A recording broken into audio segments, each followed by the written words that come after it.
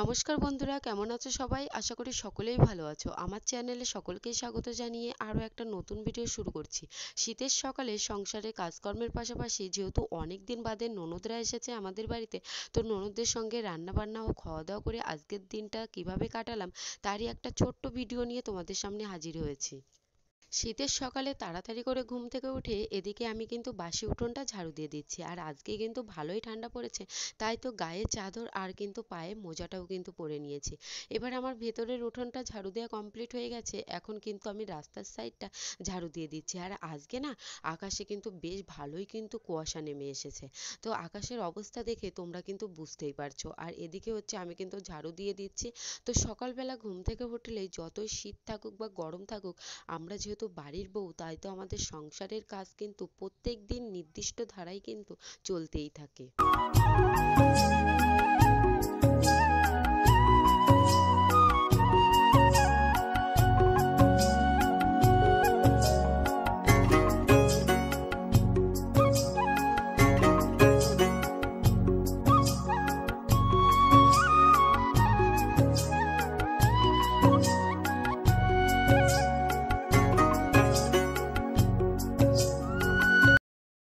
গতকাল কিছু কাচাকুচি করে জিনিসপত্র মেলে দিয়েছিলাম, আর এখন যেহেতু শীতকাল তাই কিন্তু একদিনে জামা প্যান্ট কিন্তু কিছুতেই শুকাতে চায় না। তাই তো দুটো তিনটে দিন কিন্তু অবশ্যই কিন্তু রোদ্দুর কিন্তু লাগেই। আর আমাদের বাড়িতে না একটু রোদ্দুরটা একটু কম লাগে আর কি। তাই তো এখানে যে সমস্ত জিনিস কাচাকুচি করেছিলাম হালকা একটু ভেজা রয়েছে, তাই সমস্ত কিছুই কিন্তু এখন আমি মেলে দিচ্ছি। আমার কাছে কেন জানি না গরমকালের তুলনায় শীতকালেই আমার কাছে সব থেকে কিন্তু বেশি ভালো লাগে। কারণ শীতকালে ঘোরাফেরা করে খাওয়া দাওয়া করে সমস্ত কিছুটাই কিন্তু বেশ কিন্তু আরামদায়ক মনে হয়। তো এদিকে আমার জামা প্যান্ট মেলা কমপ্লিট হয়ে গেছে, এখন আমি সোজা চলে আসলাম ঘরের কিন্তু বিছানা তুলতে। তো এখানে হচ্ছে আমি একটা বিছানার চাদর তুলে নিয়েছি, তার পরবর্তীতে কিন্তু আরও একটা কিন্তু বিছানার চাদর পেতে দিয়েছি। তো শীতকালে যে জিনিসটা কষ্ট হয় সেটা হচ্ছে ওই যে সকালবেলা উঠে কুয়াশার মধ্যে উঠোনটা ঝাড়ু দেওয়া, তার পাশাপাশি এরকম ভারী লেপ বা কম্বলগুলো ভাঁজ করে নেওয়া। উঠোন ঝাড়ু দেওয়ার পরপরই এখানে আমি কাঁথাগুলোই কিন্তু ভিজিয়ে দিয়েছিলাম সার্ফের জল দিয়ে। এখন সেই কাঁথাগুলোই কিন্তু আমি কেচে কিন্তু ধুয়ে নেবো। আর কাঁথা ভেজালে কিন্তু প্রচণ্ড কিন্তু ওয়েট হয়, যে ওয়েটটা কিন্তু চাগাতে আমি কিন্তু পারছিলাম না, তাই তো এরকম পা দিয়েই কিন্তু কাঁথাগুলো আমি ধুয়ে নিচ্ছিলাম। তো যে সমস্ত কিছু ধুলে একটু বেশি ওয়েট হয়, তো সেই সমস্ত কিছু আমি এরকম পা দিয়ে কিন্তু ধুয়ে নিই। আর এই যে হাত দিয়ে একটু থুবিয়ে থুবিয়ে কিন্তু আমি কেচে নিচ্ছি। তিনটে চারটে কাঁথা ছিল আর একটা বিছানার চাদর ছিল, তো দুটো কাঁথা এরকম ভাবেই কিন্তু ধুয়ে আমি রোদ্দুরের দিকে একেবারে মেলে দিয়ে এসেছি।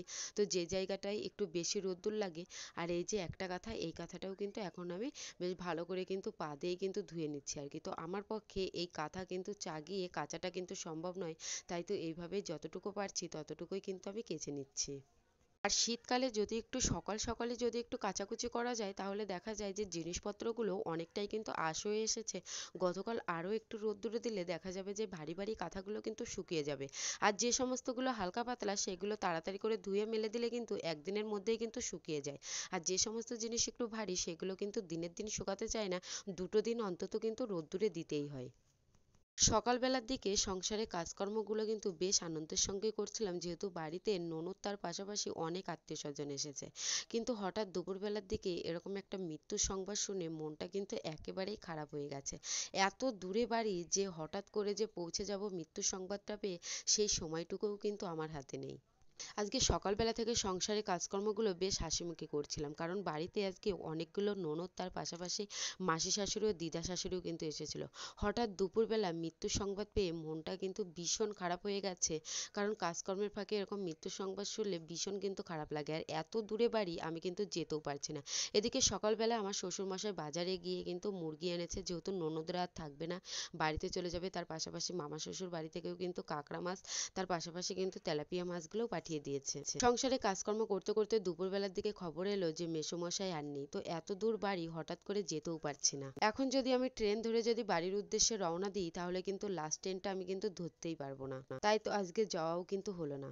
শত দুঃখ চেপে রেখে এদিকে আবার কিন্তু সংসারের কাজে মন দিলাম। মনটা কিন্তু ভীষণ খারাপ। তো এদিকে হচ্ছে আমার নিজের ননদ হচ্ছে পুঁইশাক কাটতে কিন্তু চালার উপরে উঠে গেছে, মানে এই যে মোয়ের উপরে। আর এখান থেকে পুঁইশাক কাটছিল, আর আমার শাশুড়িমা কিন্তু নিচে ভাতটাও কিন্তু বসিয়ে দিয়েছে।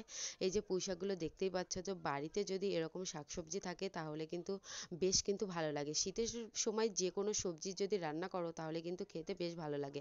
আর এদিকে আমার দিদা শাশুড়ি মুরগির গলাটা কেটে দিয়েছিল, আর আমি আর আমার ননদ দুজনে মিলেই কিন্তু মুরগিটা বেশ ভালো করে কিন্তু গরম জল দিয়ে পরিষ্কার করে নিচ্ছিলাম, মানে লোমগুলো হচ্ছে আগে কিন্তু ছাড়িয়ে নিচ্ছিলাম।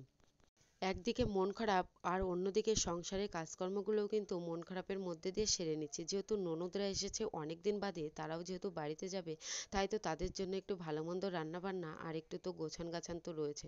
তো সবাই কিন্তু যে যার কাজে ব্যস্ত হয়ে পড়েছে, আর এদিকে মাংস কাটছিলাম আর মাসির কথা খুবই মনে পড়ছিল, কারণ মাসিকে দেখি না অনেক দিন হয়ে গেল, আর মাসি কিন্তু চোখেও দেখতে পায় না।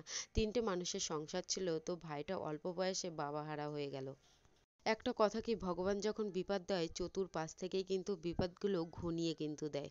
তো কি আর করার আছে, কপালের লিখন কেউ কিন্তু খণ্ডাতে পারবে না, যার যেখানে রয়েছে নিয়তি তাকে কিন্তু সেইভাবেই কিন্তু যেতে হবে। তো এদিকে হচ্ছে মাংসটা আমি কেটে নিচ্ছিলাম, আর ফার্স্ট টাইম কিন্তু এত বড় মুরগি আমি কাটছি, আর প্রচুর কিন্তু বড় ছিল, যেটা কাটতে কিন্তু আমার ভীষণ কষ্ট হয়েছে, আর অনেকটা কিন্তু সময় ধরে কিন্তু মাংসটা কেটে নিতে হয়েছে।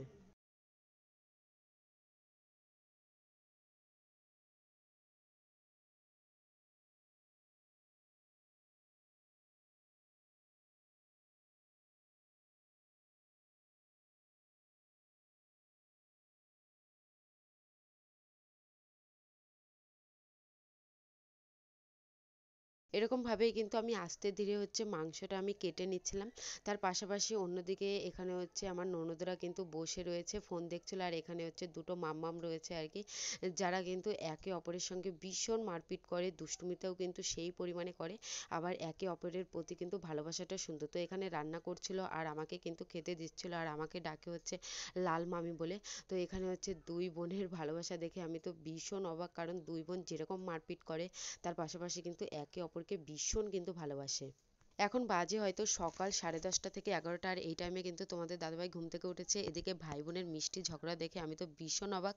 আর এখানে আমি মাংসগুলো কিন্তু ধুয়ে এনে দিয়েছি, আর এখানে কিন্তু অনেক মাংস ছিল, আর আজকে সমস্ত রান্নাবান্না কিন্তু আমার মাসি শাশুড়িই কিন্তু করেছে। আমরা সমস্ত কিছুটা গুছিয়ে দিয়েছি, আর মাসি শাশুড়ি কিন্তু রান্নাটা করেছে, কারণ আমার মাসি শাশুড়ির হাতের রান্না কিন্তু ভীষণ ভালো লাগে।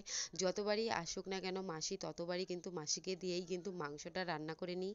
অনেকদিন বাদে যেহেতু সকলেই একসঙ্গে হয়েছি, তাই তো মজার ভাগটাও দ্বিগুণ কিন্তু বেড়ে গেছে। সকলে মিলেই কিন্তু যে যার মতো আজকে বাড়ি চলে যাবে, আর আমার ননদ কিন্তু যাবে হচ্ছে গতকাল।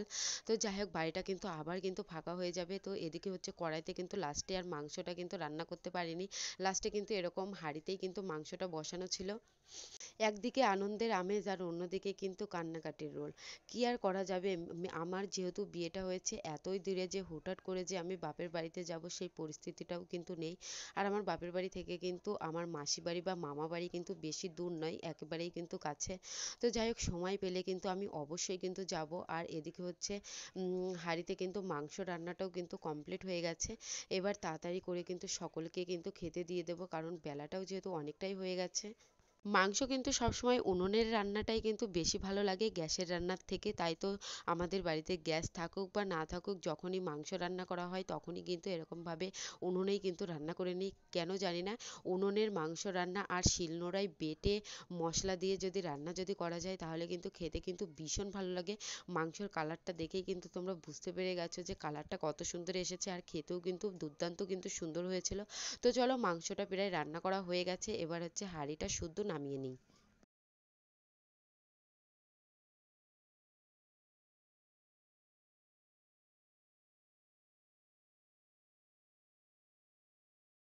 এই যে এদিকে হচ্ছে মাংসটার হাঁড়িটা শুদ্ধ কিন্তু আমি নামিয়ে নিয়েছি। এবার সকলকেই হচ্ছে খেতে দিয়ে দেব, তাই তো এখন কিন্তু আমি অন্য একটা পাত্রে কিন্তু মাংস ঢেলে নিচ্ছি, আর অন্যদিকে কিন্তু আমার ননদরা, তার পাশাপাশি কিন্তু আমার দিদা শাশুড়িও কিন্তু খেতে বসে গেছে। তো যেহেতু বেলাটাও অনেক হয়ে গেছে, তাই সকলেরও কিন্তু খেতেটাও পেয়ে গেছে। আর এখানে হচ্ছে আমি বেড়ে নিচ্ছি, আর আজকে কিন্তু বৌমনি কিন্তু পরিবেশন করবে, মানে হচ্ছে আমি এই যে এদিকে হচ্ছে সকলে মিলেই কিন্তু খেতে বসে গেছে। তো সকলে মিলেই আনন্দ, মাঝে মধ্যে একটু খাওয়া দাওয়া করলে কিন্তু মজাটাই কিন্তু দ্বিগুণ বেড়ে যায়। তো আজকের ভিডিওটি কেমন লাগলো অবশ্যই জানিও। মন খারাপের সঙ্গে সঙ্গেই কিন্তু আজকের ভিডিওটি আমি শেষ করলাম।